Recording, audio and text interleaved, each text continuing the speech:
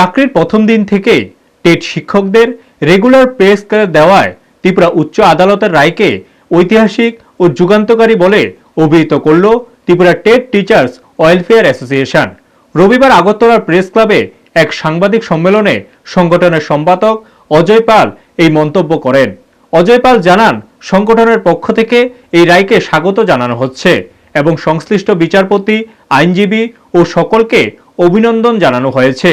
তিনি বলেন, টিআরবিটি পরিচালিত টেট শিক্ষকদের চাকরির প্রথম দিন থেকেই নিয়মিত বেতন কাঠামো দেওয়ার দাবি সংগঠন দীর্ঘদিন ধরে করে আসছিল।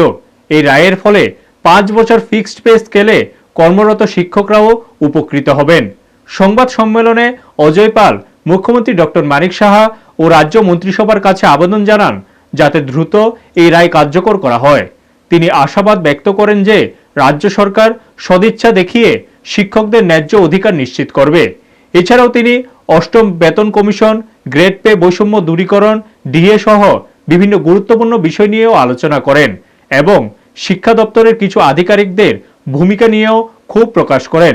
সংগঠনের পক্ষ থেকে জানানো হয়, ফিক্সড পে স্কেল ব্যবস্থার বিরুদ্ধে তারা প্রথম থেকে আন্দোলন করে আসছে এবং আদালতের এই রায় কার্যকরের দায়িত্ব এখন রাজ্য সরকার ও প্রশাসনের উপর বর্তায়।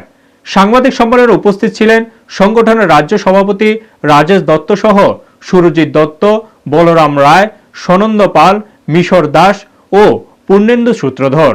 ব্যুরো রিপোর্ট, নিউজ তৎকাল 24।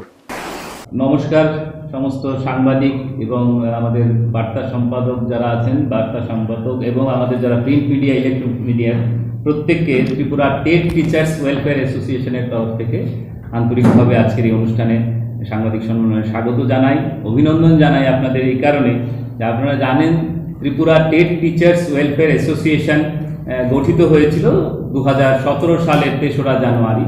সেই সময়ের যে মূল দাবিকে নিয়ে এই অ্যাসোসিয়েশনে আত্মপ্রকাশ ছিল সেটা হচ্ছে প্রথম দিন থেকে নিয়মিত বেতনক্রম প্রদান করা আমাদেরকে। কারণ ভারতবর্ষের কোথাও টেট শিক্ষকরা অস্থায়ী পদে মানে যারা স্থায়ী পদে ফিক্সড পেতে নেই, সুতরাং ত্রিপুরা কেন তার ব্যতিক্রম হবে, তার জন্যেই আমাদের এই লড়াই সংগ্রাম শুরু হয়েছিল 2017 সালে। সেই সময়ের প্রেক্ষাপট ছিল এক ধরনের, আজকের প্রেক্ষাপট আরেক রকম। আপনারা নিশ্চয়ই জানেন গত 8ই জানুয়ারি 2026 ইংরেজি তারিখে ত্রিপুরার উচ্চ আদালতের মহামান্য বিচারক দ্বয় সর্বশ্রী শ্রী MS রামচন্দ্র রাও এবং আমাদের রাজ্যের বিশ্বজিৎ পালিত মহোদয় ওনাদের ডিভিশন বেঞ্চে ত্রিপুরা সরকারের এই যে ফিক্সড পলিসি 2001 এবং 7 সালে যে আরোপিত fixed policy group C group ডির সেই ক্ষেত্রে একটা প্রতিবন্ধকতার আদেশ জারি করেছেন। অর্থাৎ গ্রুপ সি গ্রুপ ডি এমপ্লয়িরা ফিক্সড পেতে আর থাকবেন না, এটা মাননীয় উচ্চ আদালতের ডিভিশন বেঞ্চ জানিয়ে দিয়েছে 8ই জানুয়ারি এবছর। আমরা মহামান্য উচ্চ আদালতের এই রায়কে স্বাগত জানাই এবং অভিনন্দন জানাই বিচারক দ্বয়কে এবং যিনি এই পরিচালনা করেছেন এই আইনজীবী পুরুষোত্তম স্যারকে সহ আমাদের এই ত্রিপুরা টেট টিচার ওয়েলফেয়ার অ্যাসোসিয়েশনের 10,000-এর উপরে যারা আমাদের শিক্ষক শিক্ষিকা আছেন প্রত্যেককেই এই সংগঠনের তরফ থেকে আন্তরিকভাবে অভিনন্দন, শুভেচ্ছা জ্ঞাপন করছি এই শুভ মুহূর্তে। আপনারা জানেন এই কেসটি লড়েছেন 17 জন আমাদের টেট শিক্ষক শিক্ষিকা, এর মধ্যে আমাদের সংগঠনের 4 জন সদস্য ছিলেন।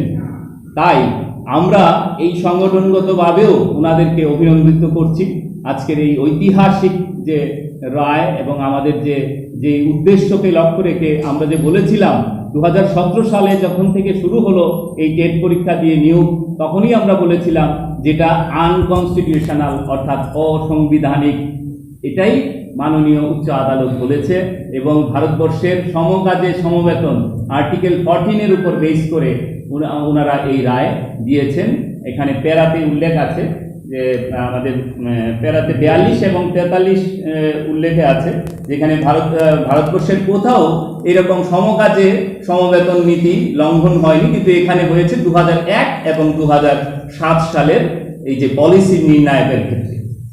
আমরা এখানে বলতে চেষ্টা করছি, আপনারা বুঝতে পারবেন, আপনারা অবগত আছেন ত্রিপুরা টেট টিচার্স ওয়েলফেয়ার অ্যাসোসিয়েশনের যে ধারাবাহিক লড়াই সংগ্রাম ময়দানে থেকে এবং ময়দানের বাইরে আইনের যারা গেছেন তাদেরকেও আমরা অভিনন্দিত করি। আজকের যে ঐতিহাসিক রায় শুধু ত্রিপুরা রাজ্যের সমস্ত টেট শিক্ষক শিক্ষিকাদের নয়, এখানে মহামান্য আদালত সেখানে অন্যান্য স্তরেও যারা করণিক আছেন বা বিভিন্ন স্তরে আছেন, যারা 5 বছরের ফিক্সড পেতে ছিলেন, তারাও এর মাধ্যমে কিন্তু একটা সুফল পেতে চলেছেন, যেটা একটা ঐতিহাসিক ঘটনা।